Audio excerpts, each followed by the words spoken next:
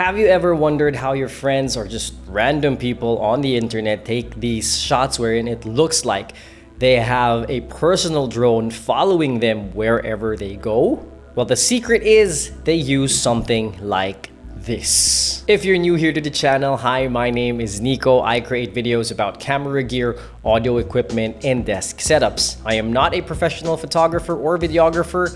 I used to professionally edit at a podcast company, but all the opinions on this channel is from the perspective of an everyday tech dad. Now, back to this camera. Now, this is a 360 camera. More specifically, the Insta360 X3. Now, this is an upgrade to the previous version, the Insta360 One X2, again from Insta360. And I had that One X2 up until July of 2022, last year. We'll get into that, why I sold that camera later on in this video. But just a disclaimer, Insta360 reached out to me and sent me this Insta360 X3 for me to try and review. But this is not a sponsored video. In fact, I asked them if I can give my unbiased opinion about this camera, and they happily agreed. Now, with that out of the way, for those of you who haven't used or haven't seen a 360 camera, it looks like this. It has two lenses, one on each side, and these lenses are wide enough that they actually intersect with each other. And with this, these two lenses capture everything around the camera. So it can take this part, this part, this part, this part, up and down. Everything. Now, the first thing that I like about a 360 camera and why I feel that it's gaining popularity is because of the technology of the stitch line. Now, remember I told you that these lenses are intersecting, and in that intersection, they can actually remove some of the parts of that image. Now, with that, you will have your invisible selfie stick. So yes, that's how people take those shots of having like a personal drone, just like how you see it in my screen right now, because the Insta360 camera, along with the app or the studio desktop version of the editor, automatically stitches out this part of the image. And you do not need to learn anything about editing or stitching out that part of the image, because the app or the desktop app does that automatically for you. Now let's go over the body of the Insta360 X3. First, you've got the power button, which obviously turns the camera on and off. And you've got a quick switch button here, which you can use to toggle between, presets that you made, settings that you already dialed in even before you take your shots. And you also have the record button here and a mode button here, where you can switch between a 360 mode or a single lens mode. More on that later. And I think for me, the biggest upgrade is this big screen. In the previous version, the One X2 had a tiny circular screen, which was for me pretty useless because it was hard to control.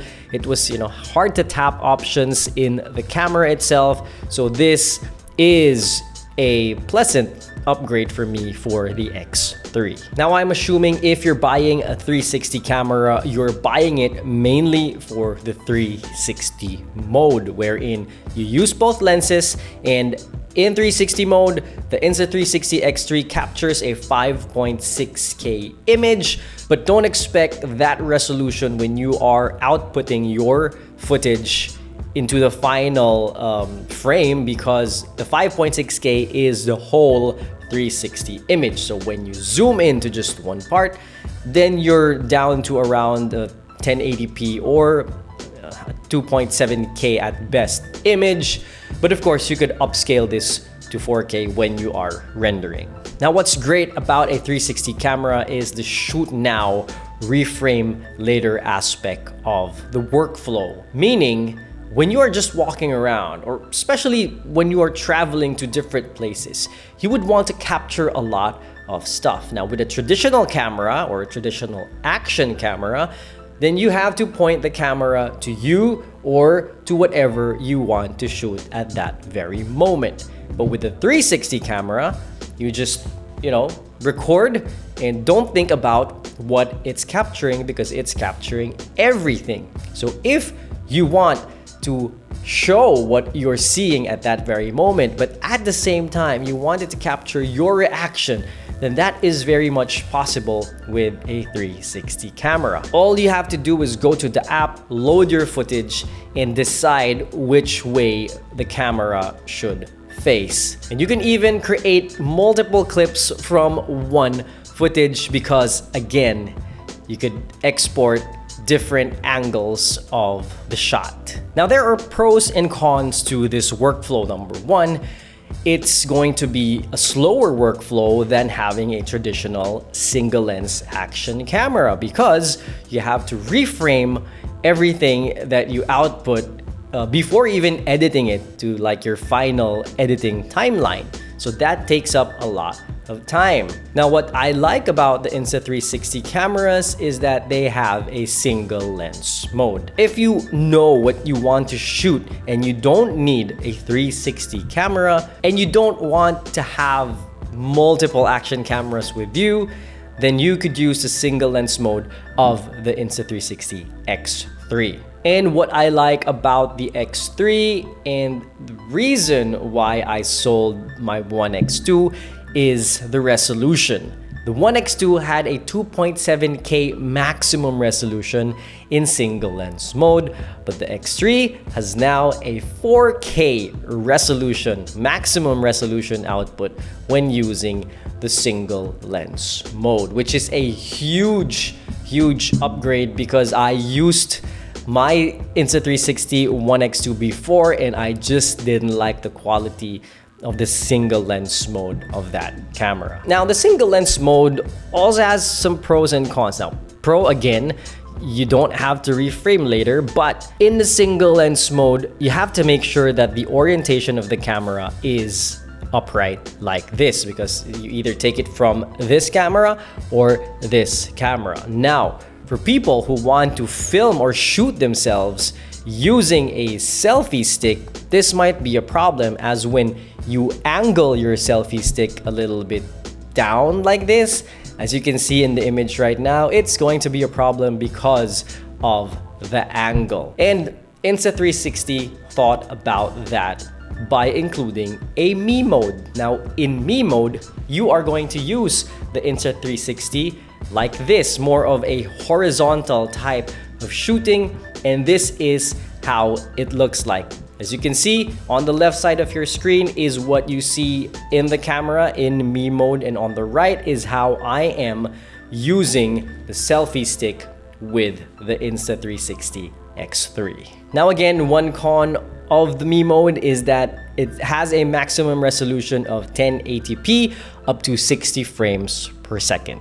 So just be aware of the limitations of each mode. But for me, I mostly use the Insta360 X3 for, these impossible looking third-person view types of shots, like, this shot of our car when we were entering this farm, when we went on a holiday, or when I'm using those templates inside the app to get creative shots like this stop motion of me walking around the farm. So these creative shots, it's probably hard to get when you're using a traditional action camera because you have to edit these frames one by one. But what's good about Insta360 is you have these templates wherein you just load the footage, follow the instructions of how to shoot, and the app does it all for you. Also, if you are a sucker for stabilization, then look at the stabilization of the Insta360 called the Flow State Stabilization with 360 Horizon Lock, wherein, look at the image on the left, it's so shaky. This is with the stabilization off, and the image on the right has the stabilization. Also, one thing that I tried, which I didn't think I would really like that much, is the time-lapse feature. And this time, the time-lapse feature of the Insta360 X3 is in 8K. Yes, 8K. And what I like about the time-lapse of a 360 camera is, unlike a time lapse of a regular camera wherein you put the camera, you stay still, just see, you know, movement from either the sky or the people walking or cars. In a 360 time lapse, you could actually mimic the camera moving physically, even though it's really just standing still, because again, it's taking everything around it. So I could fake the camera movement while having that time lapse. Another upgrade to the X3 is the photo capabilities compared to the One X2, wherein now you have a 72 megapixel image output from the X3. Although 360 cameras aren't really known for taking really great photos, but at least we have an upgraded sensor or upgraded resolution from the previous generations. Another upgrade to the X3 is the active HDR mode. Now, this is for high contrast situations, so you can retain the highlights and the shadows of your image in HDR mode. And in HDR mode, you can still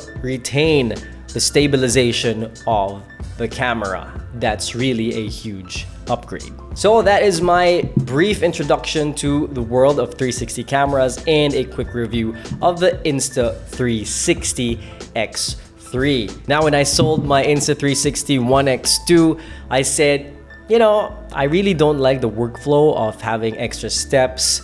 But then 2 weeks after I sold that, I watched my old footage and I really missed how I could take creative shots with that camera. So I'm grateful that I have another 360 camera right now to get creative shots. And for you who are, you know, the creative ones out there, I think you will really like this Insta360 X3. So if you like this video, please stay tuned because I'm going to test this and probably compare it with other action cameras, which you can find here. Or if it's not yet up, then this is probably a recommendation of my old video. So please do check out my other videos here on the channel.